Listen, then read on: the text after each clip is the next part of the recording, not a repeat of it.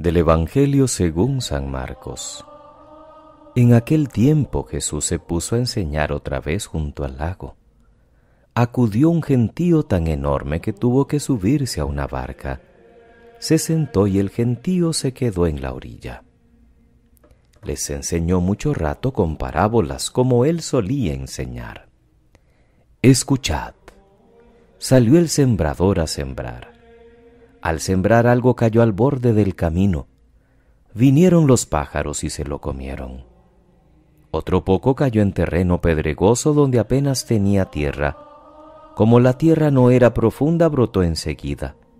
Pero en cuanto salió el sol se abrasó y por falta de raíz se secó. Otro poco cayó entre zarzas. Las zarzas crecieron, lo ahogaron y no dio grano. El resto cayó en tierra buena. Nació, creció y dio grano. Y la cosecha fue del 30 o del 60 o del 100 por uno.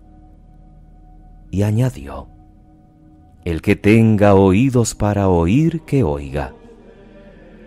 Cuando se quedó solo, los que estaban alrededor y los 12 le preguntaban el sentido de las parábolas.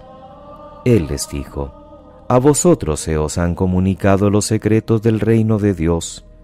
En cambio a los de fuera todo se les presenta en parábolas, para que por más que miren no vean, por más que oigan no entiendan, no sea que se conviertan y los perdonen.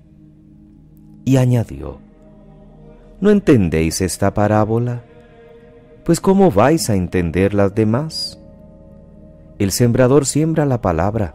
Hay unos que están al borde del camino donde se siembra la palabra. Pero en cuanto la escuchan, viene Satanás y se lleva la palabra sembrada en ellos. Hay otros que reciben la simiente como terreno pedregoso.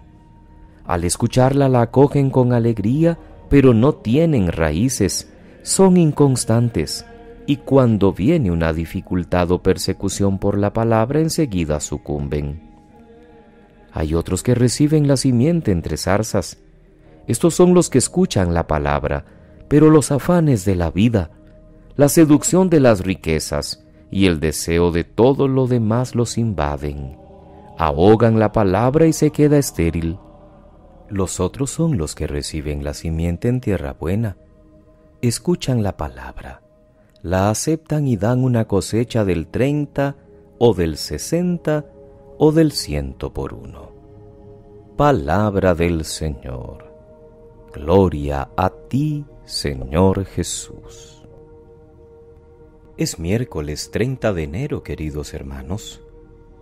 Continuamos en esta tercera semana de la mano de la carta a los Hebreos que hemos venido compartiendo en este inicio del tiempo ordinario en la primera lectura.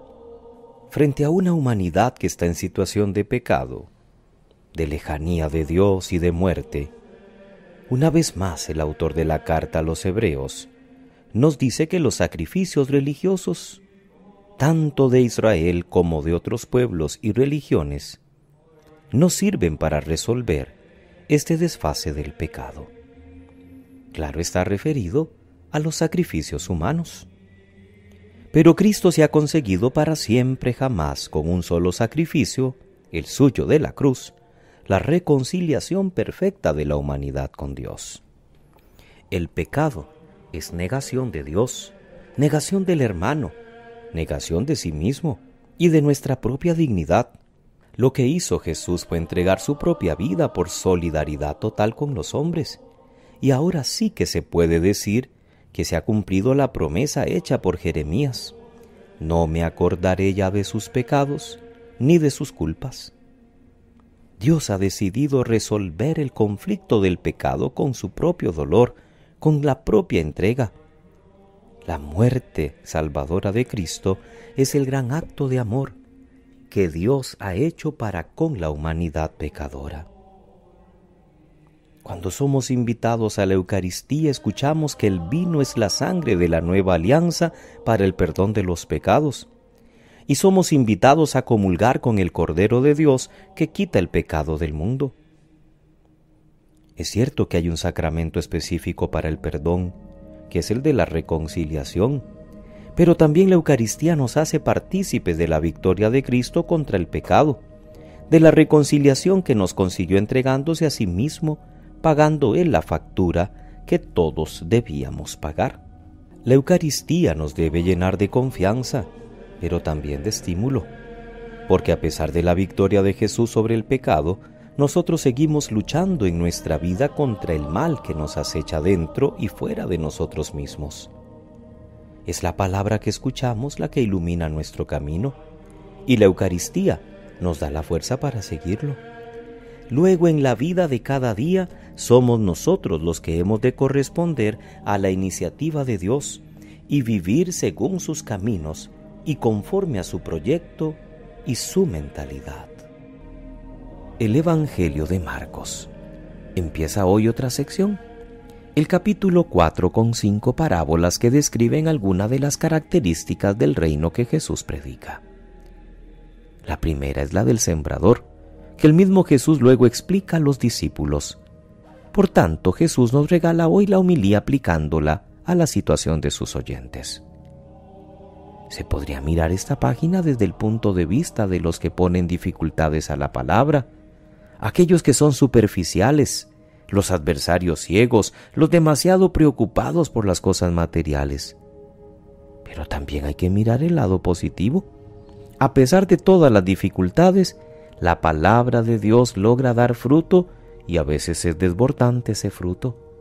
Al final de los tiempos y ahora, también en nuestra historia. Apliquemos la palabra en dos sentidos. Ante todo, preguntándonos qué tanto por ciento de fruto produce en nosotros la gracia que Dios nos comunica. Sus sacramentos, su palabra. ¿Será un 30, un 60 o un 100? ¿Qué será lo que nos está impidiendo producir el fruto en nosotros? ¿Preocupaciones? ¿Superficialidad? ¿Tentaciones del ambiente? ¿Qué clase de campo somos para la semilla que por parte de Dios es siempre eficaz y llena de fuerza? A veces la culpa puede ser de fuera, piedras y espinas.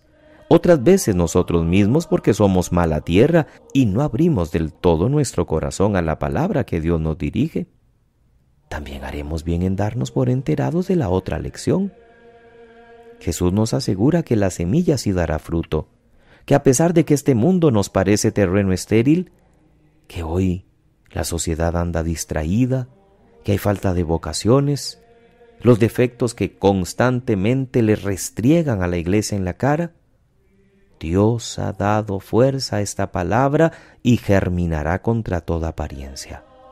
Por eso no perdamos la esperanza y la confianza en Dios. Es Él quien en definitiva hace fructificar el reino, no nosotros.